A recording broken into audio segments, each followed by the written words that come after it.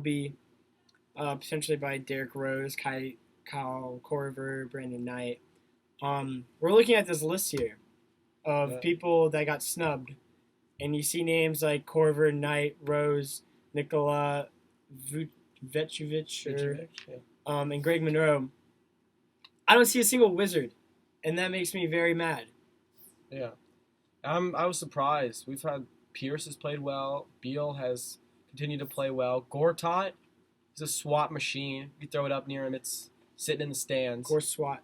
Gore SWAT. There you go. You can't get past It's the guy. officially a thing now. I just made it a thing. That It's right up there with Ibaka. hey, he said it, so it's there.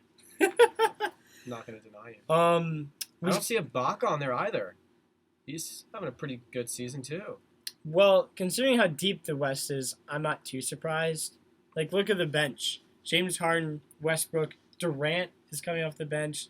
Aldridge, Tim Duncan, Klay Thompson, who just put up 37 points in one quarter. That was ridiculous. Where did that come from? And then, obviously, Chris Paul. But you look at some of the snubs in the West, and it just shows how good they are. Damian Lillard, DeMarcus Cousins, who now is in the game replacing Kobe Bryant, which is justice being served, which probably puts James Harden in the starting lineup where he belongs.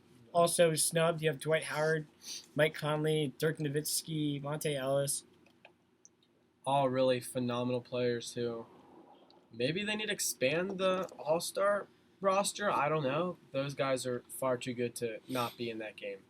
Now we're definitely, I think, having one of the best NBA seasons as far as depth goes when it comes to the talent on the teams. And I think the All-Star lineups this year show that. No, most definitely. With people, it just surprised me that certain people to get in. Guys like Corver and Rose. Rose coming off, the guy's been unhealthy for the last couple of years and still putting up over like just about 20 a game, still getting his assist. To even leave someone like him out after just recent disaster, it shows you that like Chris said, it goes to show how strong the teams are this year. Also in the East, we have on the East we have a lot of Hawks, which doesn't surprise me because they're 38-8, which is absolutely insane.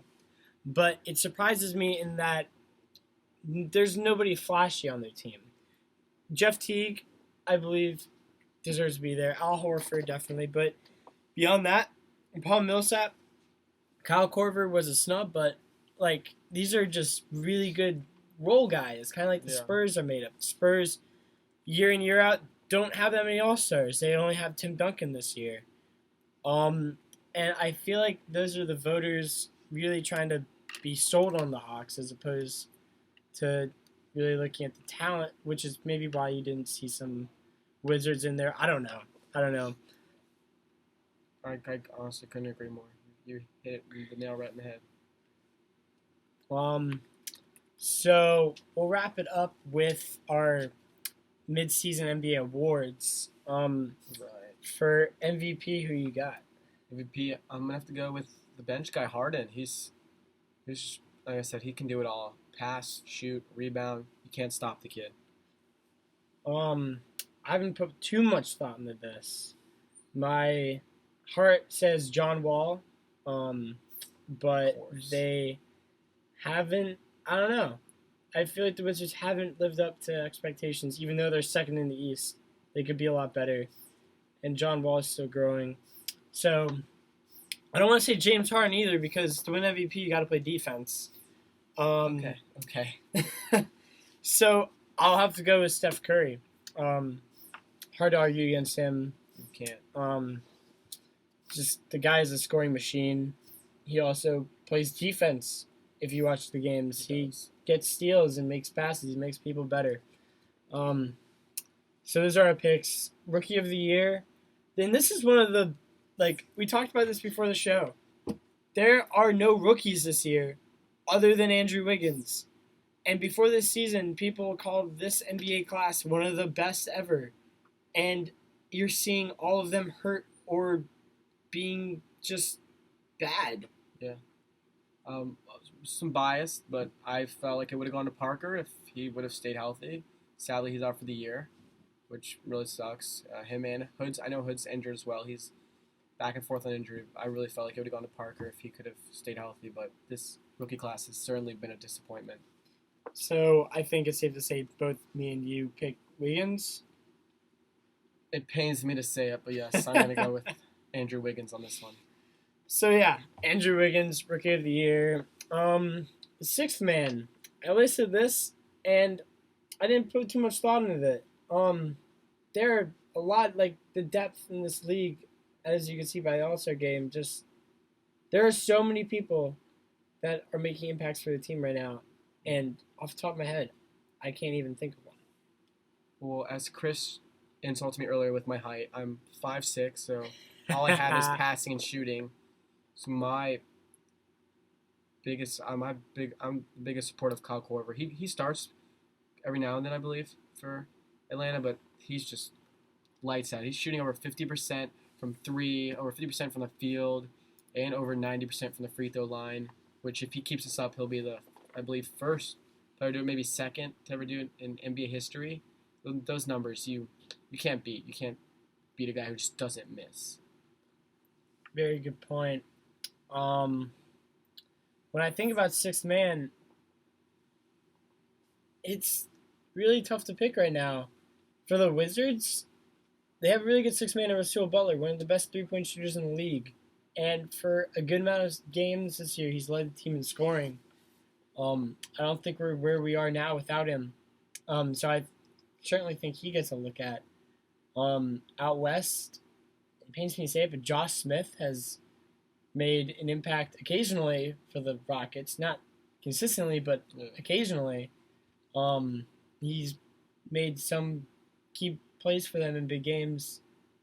He's coming off the bench on that really deep roster. I think you could look at him for a potential sixth man of the year. So sixth man, really big toss up. Defensive MVP, who do you think deserves that one? In this league that is lacking defense. That is tough. I mean, Howard is always exciting to see play defense. I'm a big fan. I'm a Duke fan, so Mason Plumlee, he's killing it out there. So I'd love to see it go to him. Also, pretty excited to see him in the dunk contest. So I'm gonna stick with Plumlee. He's a great defender, great rebounder, and has proved a lot of people wrong from where he was expected to be. When I think of defensive MVP, I think of Jimmy Butler. He has been the Bulls' go-to guy in locking down other players in games. He matches up against guys like LeBron or Durant. He's an MVP candidate large in part because he shuts people down on the defensive end. Reminds me a lot like Shane Battier, the way he plays, or Kawhi Leonard, the way he plays. And I think we need to see more of that in the NBA. You brought up the dunk contest, and hand in hand with the dunk contest is a three-point shootout. And this year, probably the best field I've ever seen. Yes. Kyle Korver, Klay Thompson, Steph Curry, Marco Bellinelli, who's not really getting talked about, but obviously a force to be dealt with in that. Wes Matthews, and then J.J. Redick. I know who you're pulling for. It's clear that Bellinelli is no. Redick's gonna take the cake, going home with a trophy, put it right next up to his Naismith Award back in college. It's good luck. Good luck to the rest of you. Redick's got this one in the bag. It's hard to pick anybody. Hard to pick against J.J. Redick because all he does is shoot threes. Going on a limb, I'd probably go Kyle Korver. He doesn't seem to miss. Well, it doesn't seem like any of these guys miss. They really don't. Especially look at the big three, Kyle Korver, Klay Thompson, Steph Curry. I'm going to pick Kyle Korver.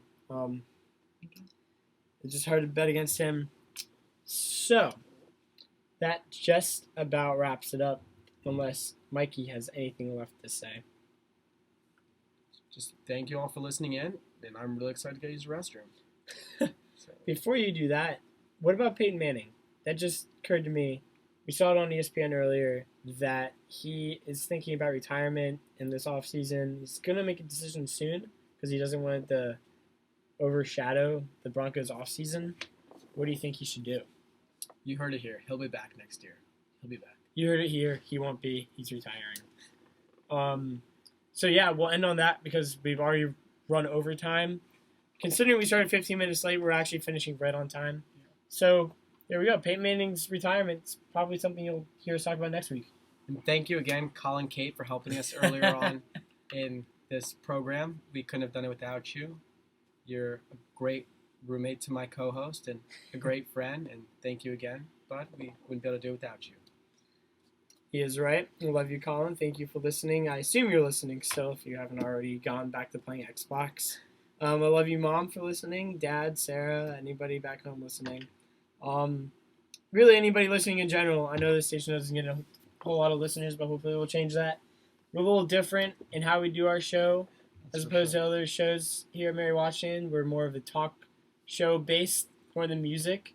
We played a little Rolling Stones earlier, which I hope you liked, but for the most part, we just talk. We did it. We're working to promote our show. Tell your friends. We don't have a name yet. We'll come up with a name. Right now, we're Chris and Mike at night. Friday nights at 7. So we'll be back here same time next week, same place, right in the closet. See you then, buddies. All right. Everybody have a good night, and thank you for listening. This is WMWC Radio at Mary Washington, University of Mary Washington. Woo, that's embarrassing.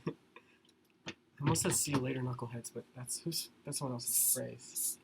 I think it's PTI. Yeah. Yeah. I was like, see you later, and I was like, buddies. Wait. Good night, Canada. We have to give Canada a shout out. Not the same. Okay. So now, before we leave,